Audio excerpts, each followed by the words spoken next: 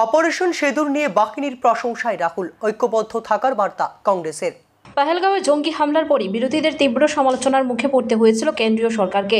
পাকিস্তানে জঙ্গি ঘাঁটি লক্ষ্য করে ভারতের অপারেশন সিঁদুর, এরপরেই বিরোধীদের সুর বদলে গেল। অপারেশন সিঁদুরকে একযোগে স্বাগত জানালেন বিরোধীরা। পহেলগাঁও হামলার জবাব হিসেবে এই সার্জিক্যাল স্ট্রাইকের জন্য ভারতীয় সশস্ত্র বাহিনীর প্রশংসায় পঞ্চমুখ হলেন বিরোধী দলনেতা রাহুল গান্ধী থেকে শুরু করে দলের সর্বভারতীয় সভাপতি মাল্লিকার্জুন খাড়গে এবং দলের অন্যান্য নেতারা। অপারেশন সিঁদুরের পরই রাহুল গান্ধী এক্স পোস্টে ভারতীয় সেনার প্রশংসা করেন। তিনি লেখেন, আমাদের সশস্ত্র বাহিনীর জন্য আমি গর্বিত, জয় হিন্দ।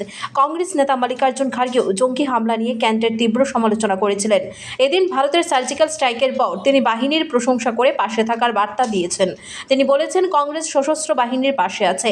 আমাদের নেতারা অতীতে পথ দেখিয়েছেন, তবে জাতীয় স্বার্থই আমাদের কাছে সবার আগে। সব ধরনের সন্ত্রাসবাদের বিরুদ্ধে ভারতের একটি জাতীয় নীতি রয়েছে। আমরা আমাদের ভারতীয় সশস্ত্র বাহিনীর জন্য অত্যন্ত গর্বিত, বিশেষ করে যারা পাকিস্তান এবং পাক অধিকৃত কাশ্মীরের জঙ্গি ঘাঁটিগুলিকে গুঁড়িয়ে দিয়েছেন।